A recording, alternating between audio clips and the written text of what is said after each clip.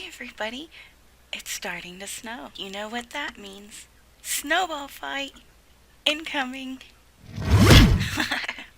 Welcome to Fiddlesticks and Stitches. I'm Fiddle. Today's project is this sewing machine, voted by one of the Facebook groups that I am a part of. Link to materials is listed in the description box below, along with printable pattern. However, I do have to say that these measurements may be a little off. It took me a few tries to arrive at this one, and I did not have measurements or anything until after it was made. Are you ready? Let's get started. The first few pieces we're going to need are the shelf base and framework.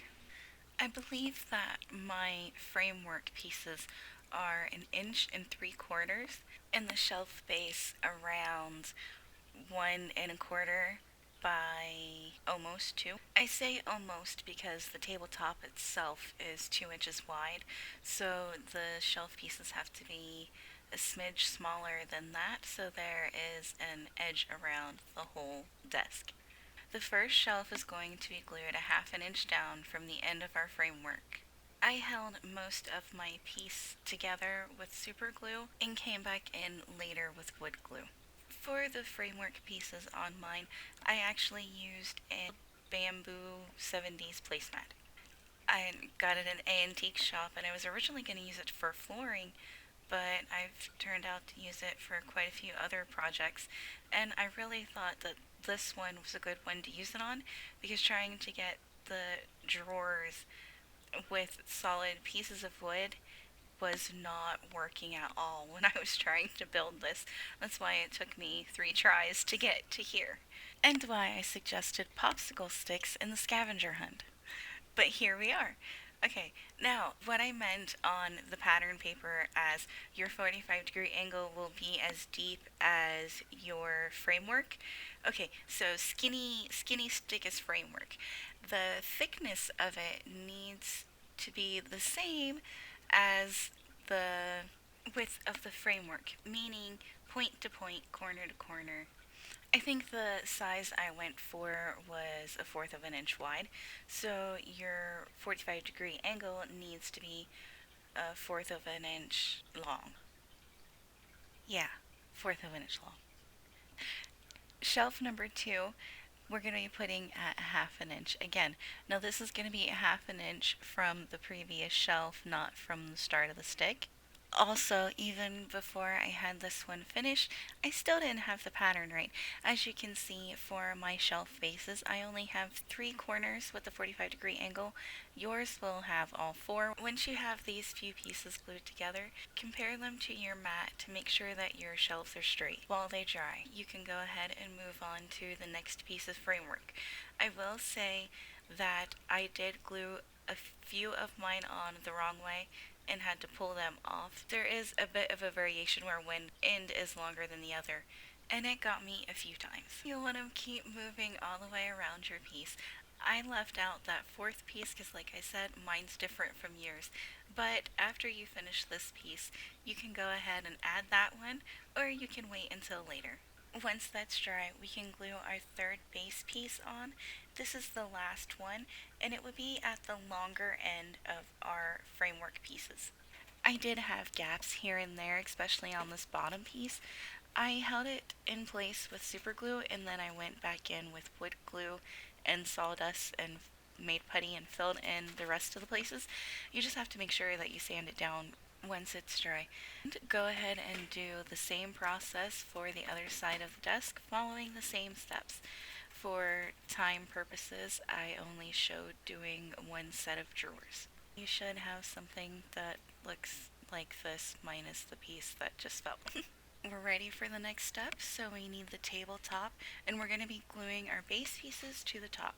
Once you have it placed exactly where you want it, use super glue and baking soda for now. If you were waiting until later to attach the 4th framework piece, go ahead and do that now on each side before we move on. The next pieces we will be attaching are the shelf trim, and I labeled with 10 or 12 because on the inside top shelves I did not add trim, but the bottom 2 on each side I did. and I'm leaving that up to you if you want to put that in there or not. None of my pieces were the same length, so I actually went through them and found where they fit the best on each shelf, and I even did that with the drawers as well. Next piece is mid-bar front. This is the piece that goes in between the drawer stacks on the front.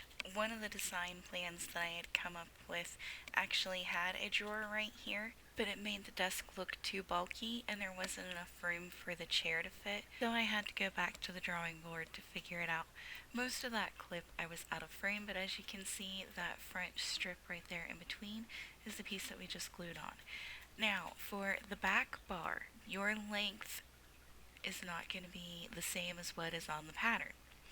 And that is because I put on there to cut all four corners of the bases at a 45-degree angle, and I did not account for that when I was putting this piece on the pattern paper.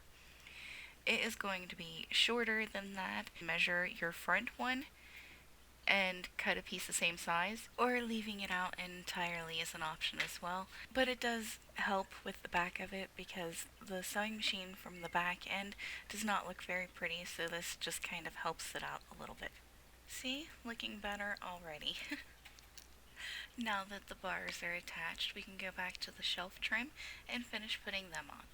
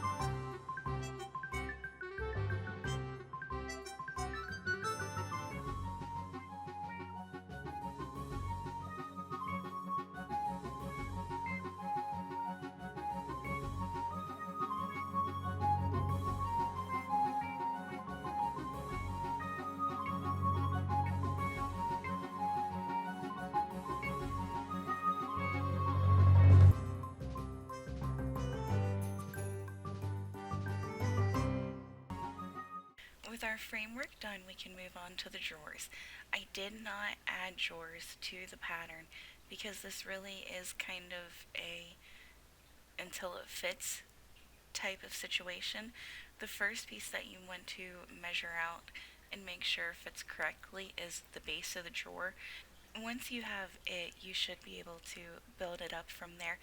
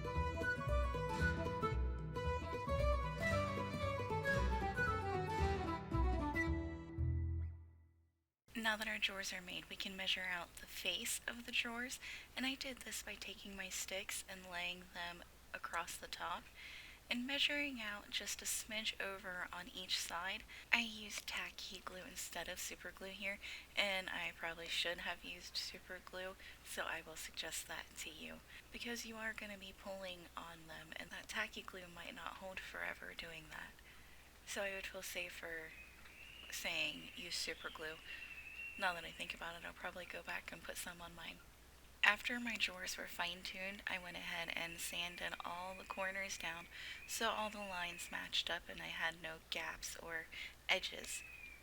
Sorry about the whistling. The wind is blowing like no other out there. Back to what we were doing. Now we're going to start the legs and the gear on the side. For this, we're going to need the dowel rod and the two spacer beads.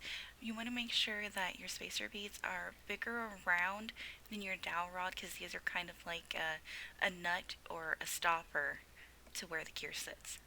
For the next few pieces, we're going to be gluing odd things together, so E6000 is the best bet. But I went ahead and scored the surface of the pieces that I was gluing, even the gear, so that way the glue had something to grab onto. For this piece of dowel, I started at an inch long, and then later on I cut it smaller, but for the fact that I didn't know how long I needed it to be at this point in time, I just left it the same length and added to it until I was done, and then cut it to length. The gear that I'm using is from an old printer, but if you cannot source an old printer to take apart and find all the fun stuff, then you can always use the die cut or laser cut gears and cogs that you can buy at the crafting stores. They come in packages, and I actually do use one for the sewing machine, but that won't be until next tutorial. The next odd piece that we're gluing down is the legs of the sewing machine, and this is actually made from a binder clip. They were the only thing that I could find that was close to the shape that I needed without making it from wire myself.